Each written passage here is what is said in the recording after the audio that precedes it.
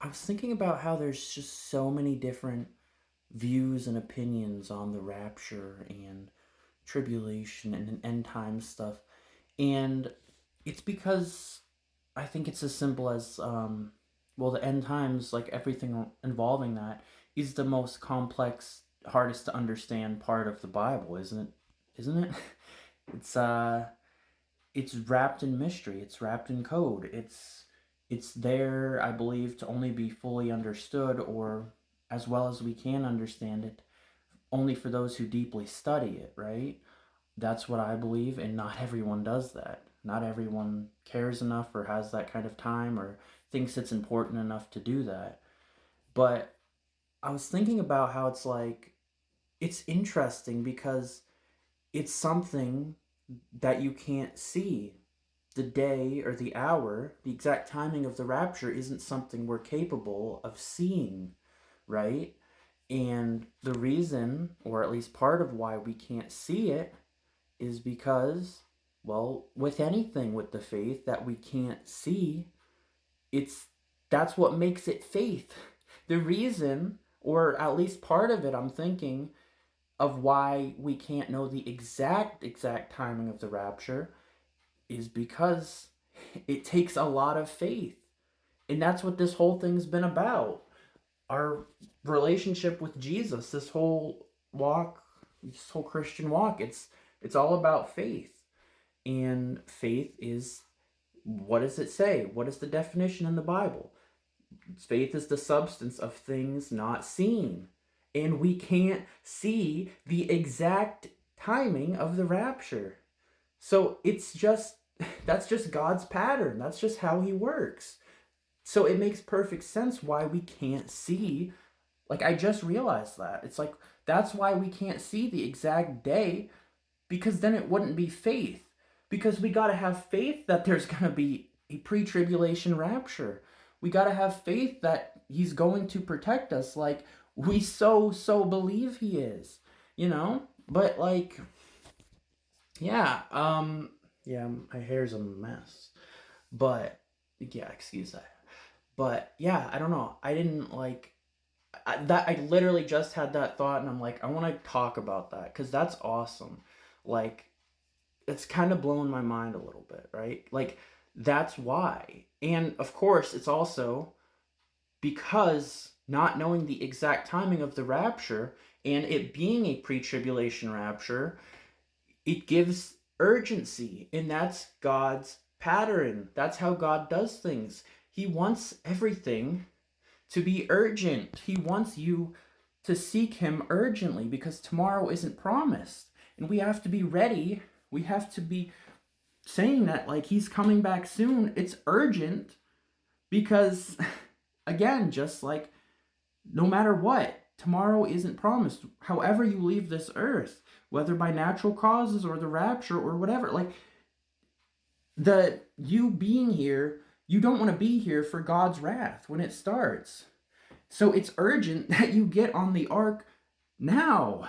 Like, the urgency isn't the same for those who believe in a mid or post tribulation rapture because they think, well, once I know, and I'm not saying everyone believes or thinks like this that believes in mid or post, but it's like, it's so easy to be like, I think I would probably be thinking that if I didn't believe in a pre, where I'd be like, I'm not gonna focus as much on trying to, be obedient. It's like I have time. I'll know when the tribulation starts. So like then I'll start getting, serious, You know what I'm saying? Cuz like our flesh wants to sin, and when we don't have that urgency, it's way easier to sin. Don't tell me that you don't have that urge to sin. Don't tell me that you're like it's so easy to not be spreading the gospel with an urgency because people say don't talk about the rapture, spread the gospel. It's like that's what we're doing. That's why we're doing this. I wouldn't do this if it weren't for the gospel. Like, that's the point. I'm saying get saved because it's urgent. That's why I'm doing this. This is the gospel, is it not? Right? The gospel is Jesus dying on the cross for our sins, and Everyone who calls on the name of the Lord shall be saved. Only his blood, because he's God, saves us. So if you accept that free gift of salvation, not of works, lest any man should boast, you will be saved. If you declare with your mouth Jesus is Lord and believe in your heart that God raised him from the dead, you will be saved, unless you have believed in vain, right? Unless, as in you didn't mean it, I believe. Yeah, and so that's the gospel, and that's why we do this, is because, well, one, to encourage, and it says, that's what it says. It literally instructs us in 1 Thessalonians 5, right? To encourage one another with these words, exactly as you're doing. Like, that's what we're supposed to be doing, is being an encouragement.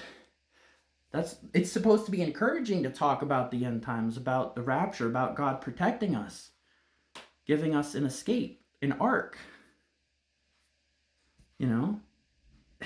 If you keep telling us to stop talking about the rapture, you're literally telling us to stop encouraging one another, going against the Bible.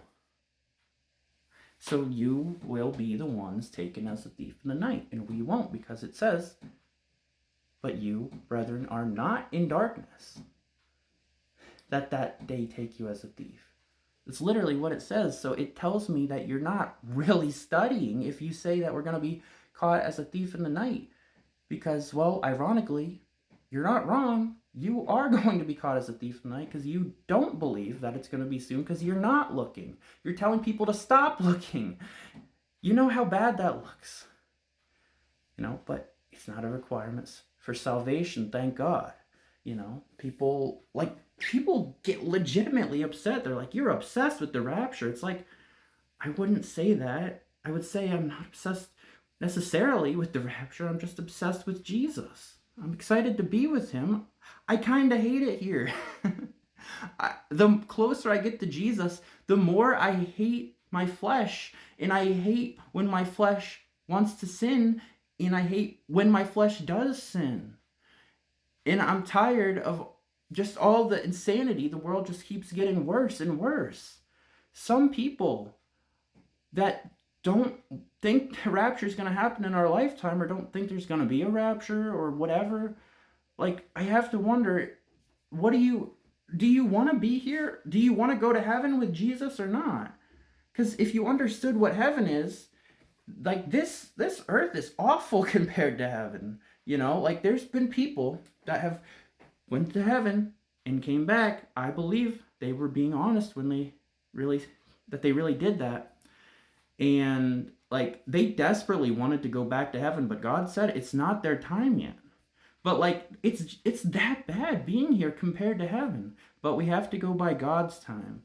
And, yeah, but, like, faith is the substance of things not seen. And that's why there's so many uncertainties in our walk, in our faith, about, or at least I should say, like, uncertainties of, like, oh, am I going to get this job? Or, where is God going to lead me? There's so many things that we don't know yet.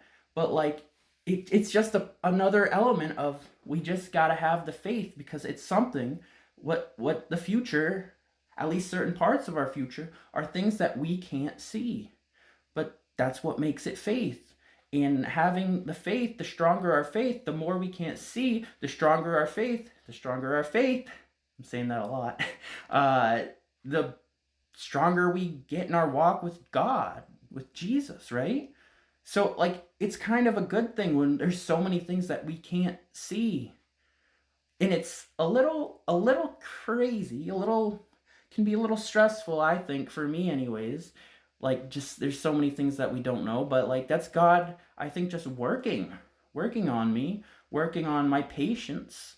And sometimes, especially lately, I feel like I've been really impatient, but I think that's just God turning the knobs, and, like, he's changing me and helping grow my faith and grow me closer to him, because, like, I could look back a year ago and be like, wow, in some ways, I hardly recognize myself, and definitely from a few years ago.